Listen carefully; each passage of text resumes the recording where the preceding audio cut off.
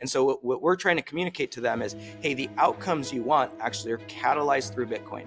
Because when you give a young kid in the middle of a fishing village who has no ability to get out, and you give them a tool that is a financial instrument, so that it's money, so it's incentivizing you to go, what is this? And then you can use it. That's the circular economy. And then now I'm doing actual commerce, which is the foundation of our society.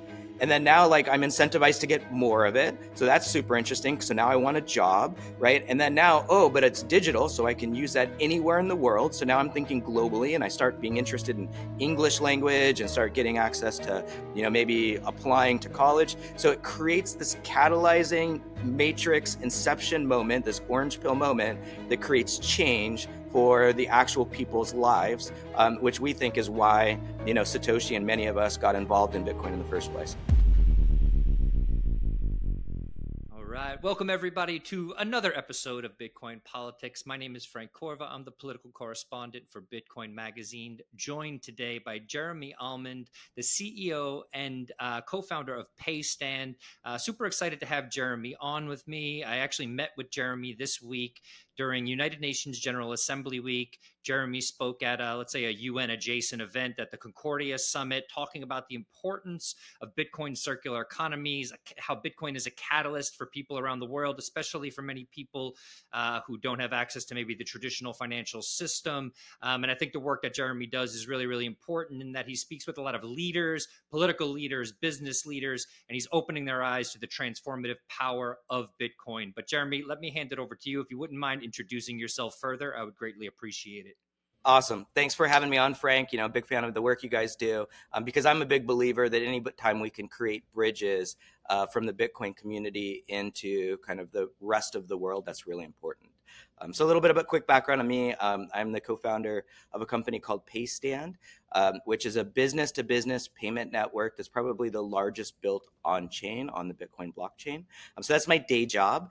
And then the part that you and I have connected on, Frank, is a portion of that company. We have a 501(c) that we give 10% of our profits back, specifically to drive financial inclusion through Bitcoin circular economies around the world, many of which many Bitcoiners know about as, catalysts for change globally.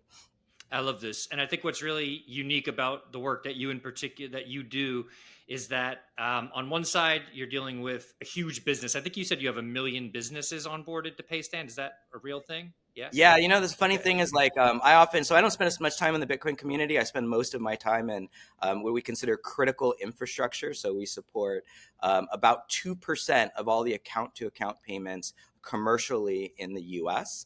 And these are, think, manufacturing companies, supply chain companies, energy companies, logistics companies, et cetera.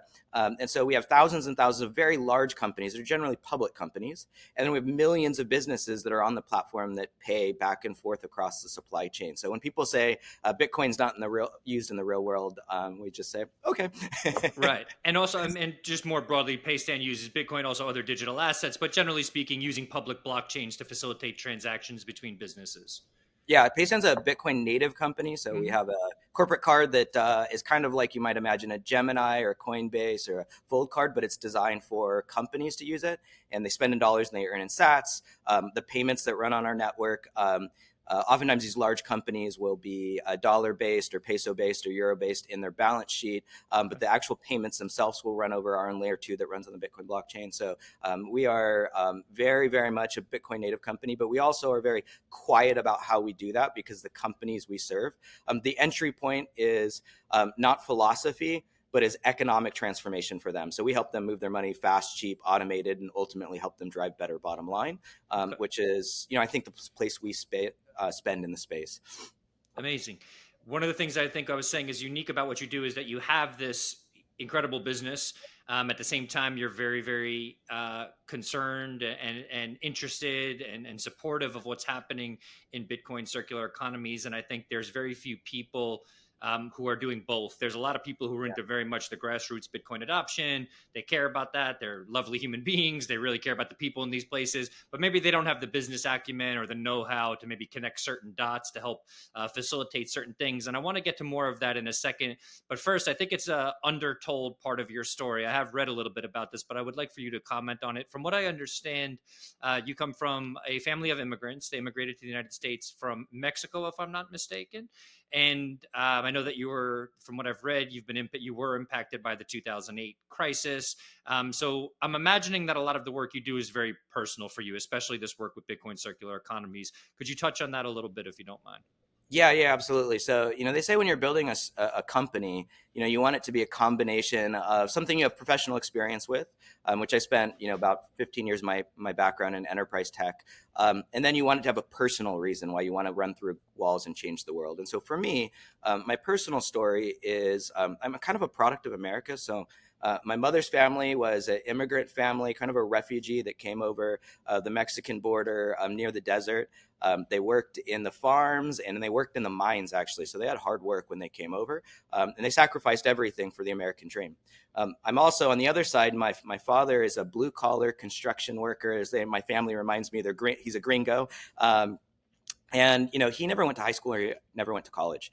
And so first, I think most Americans, and this is true all around the world, they want people to have, their kids to have a better life. And I think that means two things. One, access to education that helps you become upwardly mobile. So I got involved in tech when I was 16 as part of like a quick start program for at-risk kids that have high aptitude, and then they get bused to better schools and bused to better access. And so that started in the late 90s, my journey from a kid who probably should have worked in the fields, to be honest, to a kid that got involved in technology. And I saw the internet sort of transform my life and transform, many people around me. And then fast forward 20 years. And for me, I was doing better in life, but, my family was still, like most Americans, paycheck to paycheck, working really hard. And so for people like that, they're really possibility and path for upward mobility is really around store of value. And in America, for so long, that was really around housing. And so they'd work 20 years, in basically minimum wage jobs to be able to buy an 800 square foot house. Okay, 20 years to buy the 800 square foot house. But that was the American dream, right? Kid go off to college, do better, and then buy a house. And the sad thing that happened was, due to some sort of bad luck and tragedy in the family, one of my family members passed away. And there was no social safety net. And so that happened to be literally in 2008 at the height of the financial crisis. And so as the banks were falling apart, my parents were one of the many millions of Americans who lost their home. And, this is the kind of rabbit hole of Bitcoin for me. So I actually was working for a bank doing like technology, which is the types of customers we service. And I remember walking down Wall Street, and there's this thing called Occupy Wall Street going on. And, many of my friends who now are in circular economies, like there's a lot of genesis that happened there, which people were literally throwing rocks at the banks because it seemed unfair that why were people basically Wall Street bailed out and Main Street left out. And so, I think that was the beginning of this genesis that capitalism should do better. And certainly the financial system that is like the core of our economy has to do better. And so for me, that was the beginning of the rabbit hole. I left actually that tech job to go back and do my master's thesis on why banks were too big to fail. 2009, I found the Bitcoin white paper literally as part of my own research that I was doing for my grad work. And that sort of was the genesis for what I've spent the last, dozen plus years in my career doing. So amazing. I didn't know you found Bitcoin that early. So right at the beginning, you found Bitcoin. And for those who are maybe unfamiliar, maybe some younger people watching this show, Occupy Wall Street was essentially protests that were taking place in a place called Zuccotti Park, which is downtown by Wall Street in New York. And I think what he was referring to there is, you had people, they were literally camped out protesting what had just happened with the financial bailouts. And Bitcoin was, I like to say, it was born from this. So I think the white paper was released on October 31st, 2008, and the network went live January 3rd. I think that was when Satoshi started running it. I think Hal started running it a few days later. But so really pivotal point in history, of course. Important background. So I appreciate the context. Thank you. So let's talk a little bit about for those who are also unfamiliar, let's also define this term Bitcoin circular economy for people who are not necessarily familiar with this. So paystand.org supports what we call Bitcoin circular economies. What are these and why does paystand.org support them? Yeah, so our view is that the Bitcoin is great as a store of value, but it's also meant to be used. And we believe when it's used in the real economy, it's actually this massive catalyst. So a Bitcoin circular economy is could be small towns, could be small groups that are not only like buying or holding Bitcoin, but they're actually using it in a circular economic fashion. So when I go to a small town in El Salvador and I buy a pupusa, I'm buying it in Satoshis. I'm not buying it in dollars. The pupusa maker is holding it, then they're using it to pay their employees, and then those employees go and buy groceries or goods and services, et cetera. So it's actually circulating in the economy, used not only as store of value, but actually as medium of exchange. Really, really important. Bitcoin is both. Some say it's even a false dichotomy to call it a store of value without considering a medium of exchange. And so you brought this idea to a panel this Monday, which was in New York. So full disclosure, I actually used to work with the United Nations, so I very much understand this sort of crowd. And it was at this summit. You spoke to people who are in government, they're policymakers, maybe they work with the UN, they work for nonprofits. And it was a panel on digital assets, and you made it a point to sort of differentiate Bitcoin from other digital assets. Not saying that all other digital assets are bad or anything, but to talk about Bitcoin as a catalyst. I haven't seen a lot of this within sort of UN world in my time as someone who's been in both the Bitcoin and that UN world. Um, what was that like? What was it like to sort of start that conversation on stage? And as you told me, follow up and have that conversation with policymakers and members of government afterwards while you were in town for the week? Yeah, I think a couple of things I've learned over time, because on my day job on the business side, you know, I've been a Bitcoiner for so long. What I've learned over time is that a lot of times you want to build bridges, and the way to build bridges is to talk about outcomes. And so in the business world, for me, that means an outcome might be that the business, has a better bottom line or is more competitive by using the network. And in this case, what we believe is in the United Nations, what we've learned in the circular economy work, that like all credit goes to honestly to Mike Peterson and the original Bitcoin Beach white paper. And I was fortunate enough to be there somewhat early in that process, and then watch many other Bitcoin circular economies around the world sort of grow. And what we've learned over the last few years is that the outcomes of these Bitcoin circular economies are the goals that we want to see changed, globally, and are part of the UN's goals. So when you think about outcomes, what you think about, in areas, you think better access to technology, better access to jobs, better access to financial literacy, better access to language skills, better access to the global economy, reduce crime, increase tourism. These are all things that are the outcomes for community and economic development. The problem with, as many people know, with the UN and general philanthropy is when you come in and you just give handouts, it doesn't create agency for people. And so it creates this, sustenance living where people are just require that to continue. Mm-hmm. And I think one of the biggest things that I think many of us as Bitcoiners believe is Bitcoin realigns incentives. So a lot of the game theory, a lot of the economic theory is really about incentives. And so what we're trying to communicate to them is, hey, the outcomes you want actually are catalyzed through Bitcoin. Because when you give a young kid in the middle of a fishing village who has no ability to get out, and you give them a tool that is a financial instrument, so that it's money, so it's incentivizing you to go, what is this? And then you can use it. That's the circular economy. And then now I'm doing actual commerce, which is the foundation of our society. And then now, like, I'm incentivized to get more of it. So that's super interesting. So now I want a job, right? And then now, but it's digital, so I can use that anywhere in the world. So now I'm thinking globally, and I start being interested in English language and start getting access to, maybe applying to college. So it creates this catalyzing matrix inception moment, this orange pill moment that creates change for the actual people's lives, which we think is why, Satoshi and many of us got involved in Bitcoin in the first place, not number go up. Yeah, quite staggering. I asked you this question in New York too. So when you're speaking with these policymakers, with these leaders, I think a lot of people, when they think of political leaders, they think of people who want control. And on some level, this has to be somewhat true, because they wouldn't be running for office if that weren't the case. You had this really remarkable explanation that I would love for you to share again about how some of the leaders are starting to see value in Bitcoin and the Bitcoin circular economies, because what's happening is that these economies are maybe fixing things that leaders and their bureaucracies might not actually have the time or resources to get to. Could you expand on that a little bit? I thought this was like super interesting and not really reported or not really sort of expressed enough. Yeah, I think one of to me the most exciting things to is really where like Bitcoin is actually a grassroots movement. It's not an institutional movement, and I think some people are concerned about the institutional capture. But I would actually just like reframe this narrative. When people think about something like El Salvador or action that's happening in Central America, what you find out is it actually started with like one donor, with one like missionary, with four kids who then like moved it and like, like fishes and loaves passing it around in Galilee or something like that. Yeah. Bitcoin started spreading.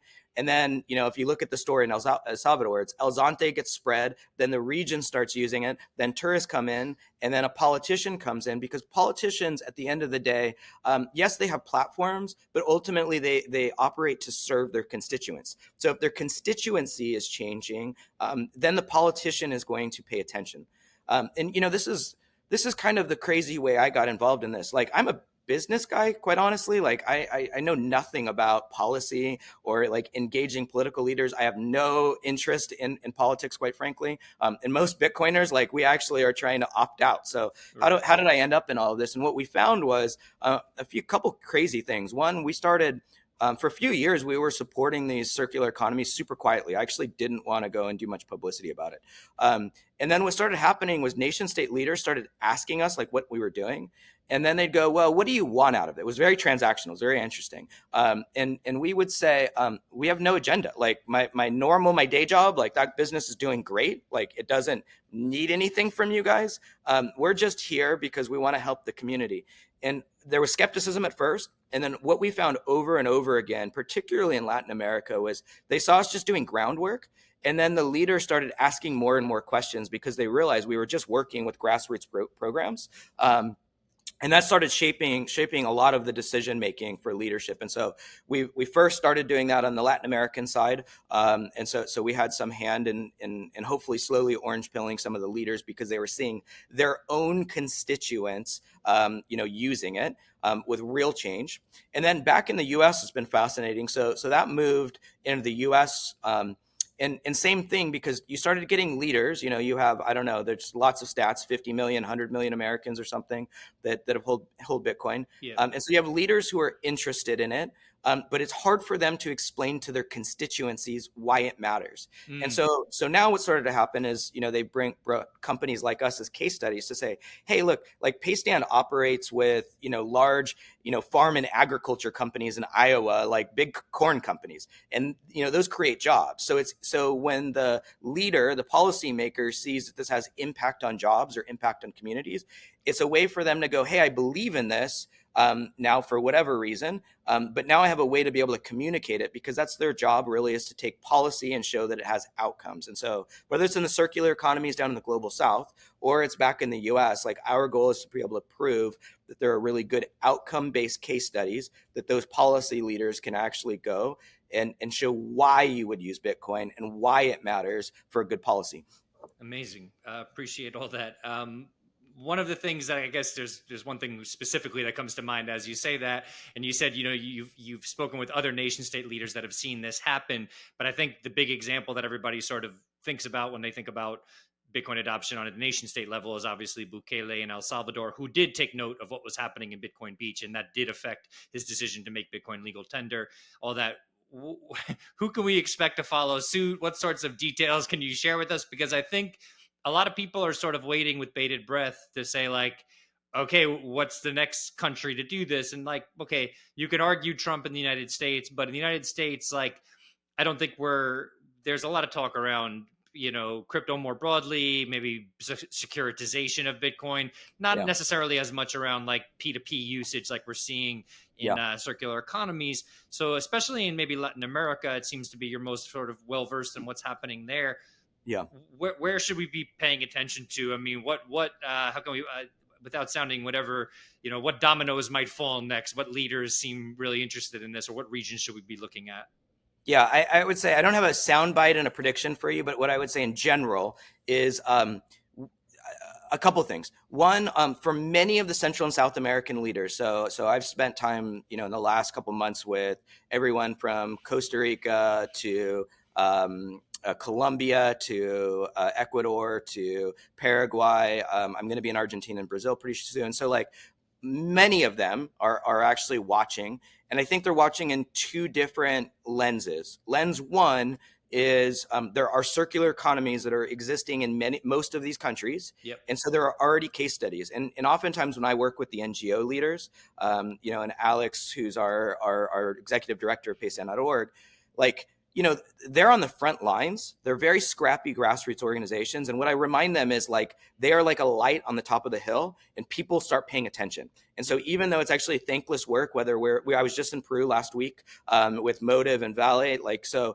they're doing front lines work, and leaders are paying attention. So in that case, we did some work where we were helping people in the Andes, and then we were helping people on the coast. The mayor of one of the largest cities in the region came, and we orange pilled them where we were there because we were doing a city adoption fair in a town called Huanchaco. And that was a really good, easy way. Like, we literally onboarded 1,000 people into a self-custodied wallet alongside the surf competition in the fair. The mayor then realized, oh, that's making a big difference. And then the mayor now is like, I think, an advocate.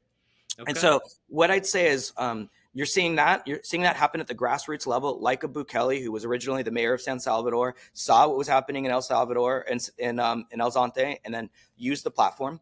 The second thing, though, that's also happening is in Central America and South America. I think many of us have, I'd say, diverse feelings about the politics in Central America and Bukele and others. But what I'd come back to is say, it does create a leadership magnet. And so when I've talked to many actual like nation state and presidents that are in the region, they do look at him as somebody who created clear policy. And that's really one of the questions I literally got asked this many times from a number of the heads of state in the last couple of days, was what should the policy be? Like, should it be strong? Should it be light? Should it be? And so many of them use the reference point of El Salvador as a reference point. So if you have a grassroots program that's existing in your country where you have real change and you have a reference point of El Salvador, I would say that I personally know of at least a half a dozen, if not more, nation state leaders that are looking at that super, super closely right now. Interesting. And they're looking at it. Are they just sort of waiting to maybe make up their mind on what the best approach is? What is it that's maybe, I don't want to say stopping them from, I don't know, acting more on this or prompting more legislation on this, but what's sort of keeping the ball from rolling forward at this point in some of these places? Well, leadership is hard for one thing. So I think what I've observed is many of them are building what I would say is consensus building internally. So whether it's we're talking to the chief of staff of a president, or whether we're getting to talk to the minister of trade. I was with yesterday of one of the Central American countries. So they've got to get enough consensus, and the reality is you do got to stick your neck out. Like this crazy like freedom money thing that many of us have been putting our career to. Like, Yeah. it's a little bit scary. Like, I've Yeah. had to do that in my own case. Like, we were in 2013 when we launched Paystand. We were the second business focused Bitcoin payment processor in the world, next to BitPay. So I got to give them a lot of credit. Mm-hmm. And then as we started going upstream, it was really, really hard to talk to large companies as we started, like, our business became more successful. And so, like, it's really hard to stick your neck out and be able to figure out what language to use. And so I'm very sympathetic to nation state leaders that are trying to figure out how to do it well. But the reality is leadership is the notion that you are going to be first in front, and you are going to pave the way. And so I think I hope some of the folks that we're working with will stick their neck out and do it. But what I remind the NGOs is, at the end of the day, Bitcoin is a grassroots movement, and whether they do or whether they don't, Bitcoin is unstoppable. It's TikTok next block. And so my belief is the real work is actually happening there. And quite honestly, that's where I'm most inspired, and probably why, I'd have a day job, but my nights and weekends working on the foundation is what, lights me up. Yeah. Absolutely amazing. Yeah, I feel quite similar. It's the real story of Bitcoin again being used as P2P money as intended is happening in these places. I often tell people who feel a bit disenchanted, say go take a trip to different parts of Africa or Latin America. Quickly, you'll sort of wake up to see sort of what empowerment via Bitcoin actually looks like. Um, I think that with One interesting please, note on that we found, Frank, because I actually kind of became disillusioned. I don't know, maybe 7 or 8 years ago, where I was like, the first one of the first big run ups happened, and you had a lot of different people that were kind of number go up, and I wanted to really see it be used in the real world. It was just why I came into Bitcoin in the first place, and so it really was the circular economies that sort of re-enlightened lit for me my own passion in this space. Like, the company was getting bigger, we were doing great, but it was really hard to talk about it. And then I started going to, I was in El Zante before, it became, national law, and I saw what was happening there. And that to me was so inspiring. And so over time, what I've learned, and I've talked to you about this, is like, you can talk about Bitcoin all you want, but until somebody sees it, touches it, and uses it and realizes it's transformational, like, that's really where you get somebody. And so we started doing a couple things. First, we started quite a few years back taking, like, we call them fellowships. So we would do, a cohort of people that are in our own company. We have about 450 employees or something like that. And twice a year, we would take them down to volunteer. And so we'd have people basically apply to get a scholarship to then go volunteer down in one of these circular economies. Their lives come back changed as employees, like, because they don't see it used in America, like, not in right. in the way we talk about. And so they come back like super on fire, right? And so we started doing that, and that was really cool. And then I said, well, I got tired of like arguing with fintech CEOs and banks and like these sort of policymakers. So I started going, you know what? I'm just gonna like bring you down. And so we started doing these. I don't even know what to call them, like pilgrimages or something, but with like really senior leaders who were very scared, quite frankly, to go to some of the places we were taking them. Sure. But we would take them and we'd like, here you pay your taxes, here you play the pupusa maker, here you buy a goat with it, like, and their minds are just blown away. Yeah. And then they come back and there's no argument anymore. Is it the same experience? So I know you mentioned this to me too the other day, that you bring business leaders down there, these types, even members of your own company. Yeah. Is it similar with policymakers? Have you taken policymakers into these environments as well? Is it the same sort of impact that it has on them too? Yeah, it has been. So it's been really interesting. Both the executives and the policymakers will usually take kind of a mixed cohort. So we'll do the employees more as volunteer. So they'll Okay. come down and actually like work, like we were, washing feet, with sort of indigenous people like a week and a half ago or something. So that's more volunteer based. But these pilgrimages, what we'll do, I got to figure out a better name for that. But It's a good name. we'll mix them. So we'll say, hey, like, here's a bunch of, tech CEO Silicon Valley types. Here's a bunch of financial service like TradFi bank leaders, and then here's policymakers. So they get to kind of see it, and they all come with their different lenses, right? They'll be like, oh, it's all about stablecoins, or all about fintech, or all about like the U.S. has dominant, specific policy around seeing, dollar dominance and dollar milkshake, right? Like, and you bring them together, and then each one comes with the lens, and then when they're involved, it's been really cool. So I think. And one other thing I've learned in that is oftentimes it's the staffers who, for the policymakers, that actually have the big influence. And so, it might be a younger staffer who's super Bitcoin curious. They have the ear of their boss, who's the elected leader. They'll come down for a case like this, and then they're the ones who actually write the policy. So they'll actually go and sort of bring it back forward. So. Amazing. I do want to touch on stablecoins real quickly too, because I get the feeling that you probably hear from a lot of people, well, why do we need it to be Bitcoin? Why don't we just have it be stablecoins? And the panel that you were on at this event that I saw you at on Monday, you had, I think it was the COO or one of the higher ups at Circle who issues USDC. She was there. And I think I'm wondering how much of a lift it is to sort of explain the difference between Bitcoin and stablecoins to people. Bitcoin's price, the way you put it on stage, is it floats compared to a stablecoin. And I don't know how much sort of a framework you need to build for people. I mean, maybe you can just show them a chart and say, here's what Bitcoin has done versus the dollar in the last 16 or 17 years.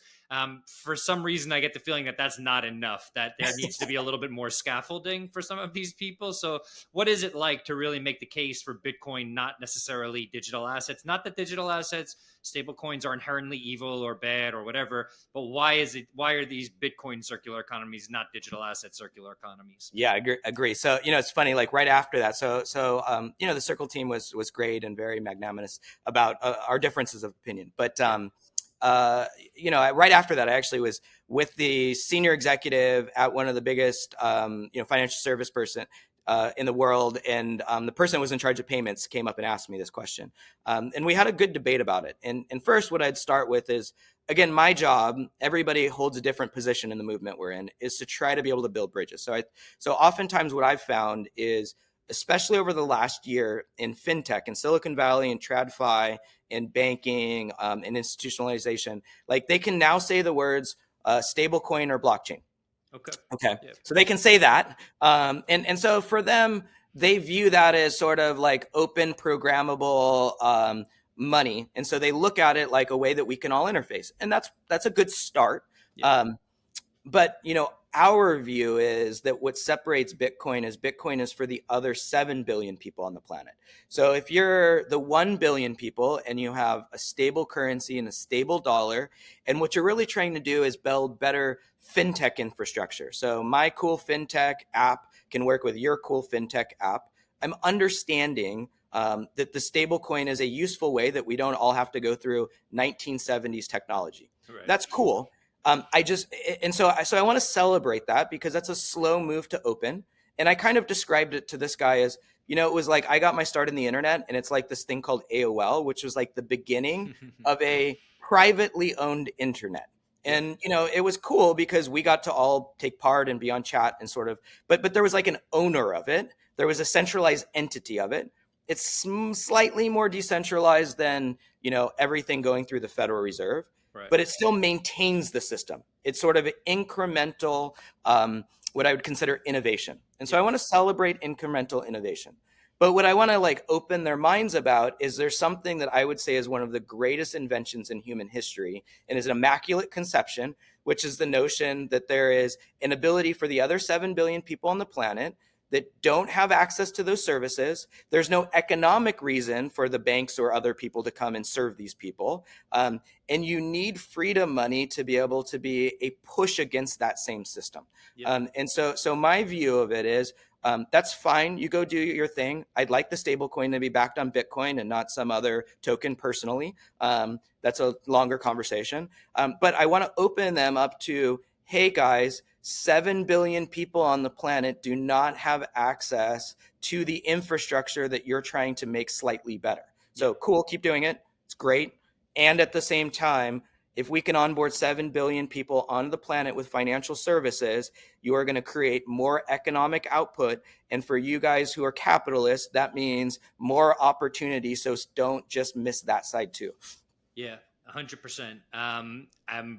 That seems like it would be an effective pitch to them. I would imagine most of it sort of goes over fairly well. At the same time, when people aren't necessarily used to using it, I would imagine they also sort of think, well, if I'm not that familiar with using this technology, how are these people learning? And I think you really, again, when we spoke earlier this week, you exposed a really interesting dynamic, is that almost that it's not that just that Bitcoin is this catalyst that magically creates financial inclusion or this or that, but it becomes this thing that makes people have to and want to learn more. They almost become lifelong learners of technology, of economics, of history, of all these things. So do people walk away from some of these experiences? Does a policymaker walk away realizing that this catalyst you're talking about is changing almost every dimension? Well, I won't say every dimension of their lives, but is changing people on multiple levels. It's not just giving them a savings technology. It's not just letting them figure out how to use an app more readily. And I think part of what I'm getting at here too is that oftentimes it's not only people adopting Bitcoin, but then the Bitcoin industry adopting people. So I think you talked about an internship program at Hope House, which is part of the Bitcoin Beach circular economy, where now Bitcoin mining companies are bringing on interns from El Salvador to work for them. So this idea, we see something similar happening with Bitcoin Dada in Africa, a program for African women, where they could become a part of the industry. Do you feel like that's the bigger trend that's maybe not reported on or sort of explained well enough to most people, that you sort of become a part of an ecosystem and an industry at the same time? Yeah, I think, and it's a global one, right? So again, so I'll give you like just a wild story. So um, 2 weeks ago, I ended up in the Andes near Machu Picchu, and this crazy experience happened where a few years before that, I was at this foundation event with a bunch of philanthropic people, and I met these indigenous people that were kind of near the Amazon, and they were talking about like how hard it is to interact with their society. They're completely barter society. The government has completely left them alone, and basically they said like, if the only time we need to interact with you guys is like if you mess with our environment because they live basically naturally, or they need to come down and use hospital services or something, and take a bus a few days down the mountain. So I hadn't really thought about it. I do this all the time. Like I just basically like was like, well, do you have a phone? And they're like, yeah, the people, the government like put cell towers on the top of the mountain, so they gave us phones. So I was like, oh, cool. Let me like just show you how Bitcoin works. It's like pure money. Like it's just like the barter system you use, but you might be able to interact with it. So I did that. Didn't think about it. And then, I don't know, a year or two later, our executive director gets a text. Hey, we really we like this stuff. We're like using it through our village. And we're like, what? So they start using it through their village, and they're like, we want more. And we're like, well, that's really interesting. And so we said, well, why don't you come with us? We ended up, it's a long story, but the short version is they ended up in Peru. So these are people near Colombia and Venezuela and the Amazon. They come with us to Peru. We're then with a different set of indigenous people that are with the Inca like descendants. And we're with two warring tribes that hadn't talked to each other forever. So literally they have a land dispute, generational blood feud. And one of the programs we work with, Motiv, had been like teaching each one of them how to use Bitcoin to be able to sell their trade back to the tourist. So all of a sudden, in this crazy like series of events, like three tribes that don't talk to each other, don't have the same language, plus me, the gringo, is over there with some of our team, and all four of us are literally trading back and forth, where peace wasn't working, where communication hadn't worked, but economics worked. And so I think this is like the incentive alignment. So what happens out of that? Literally everybody leaves, and then I get like texts from the chief. Like, so one goes back, their head leader says, hey, we want to deploy this to 70 other villages, which is just mind-blowing, like completely off grid. The other one goes, hey, we're going to get all of the women who are making crafts, like we now need to work so each one of us can afford to get their own phone so we can do this, right? So like those are like ripple effects and the butterfly effects,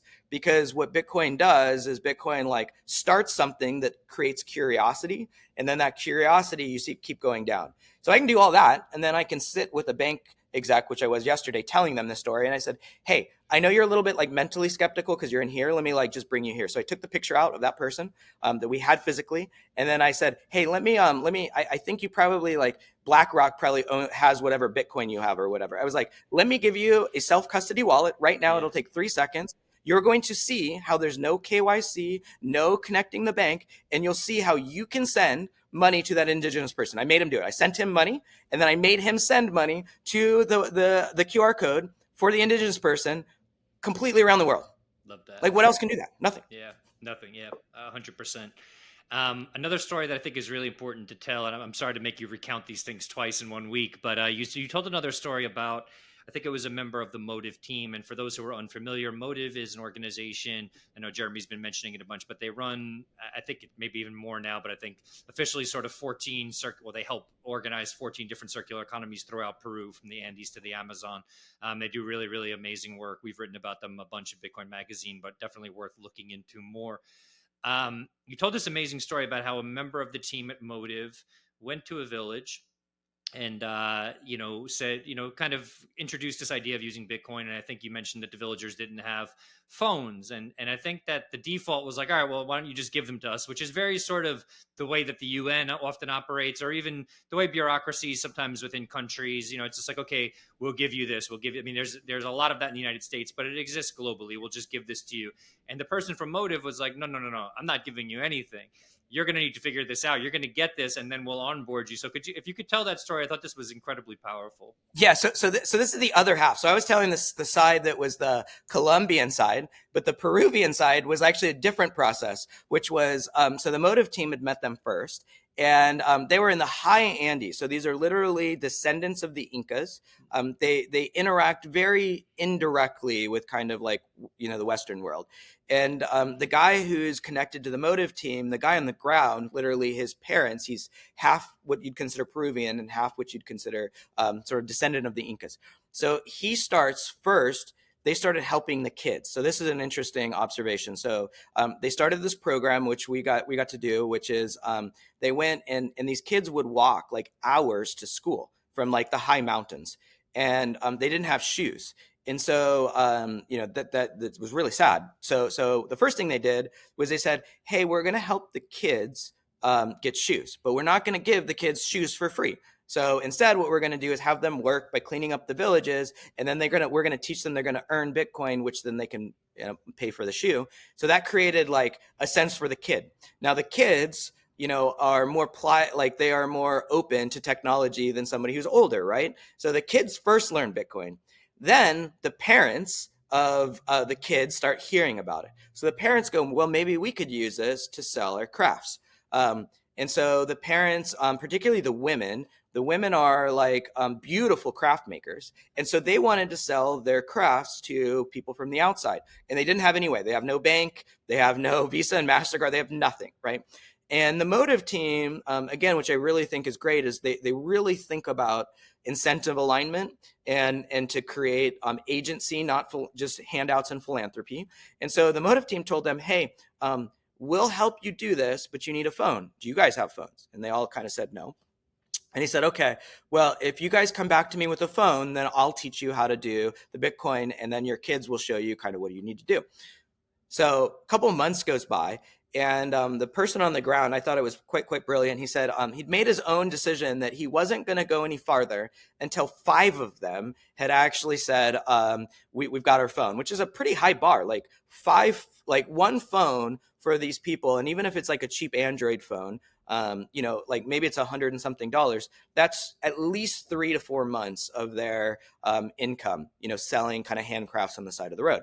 So they go do that, but even the handcrafts weren't enough. So then they got quite entrepreneurial. So they have this thing called a kui, which is like they locally farm. I had one to eat. It is an acquired taste, I will tell you, but it is like a small guinea pig. It's kind of a cross between a pig and a rat, to be honest. But they're kind of like local delicacies. The people, when they get married, they oftentimes use them. So the guy said, hey, your kui are quite unique. So if you go sell your kui in town, then you might like be able to build up more towards your cell phone. So they start doing that.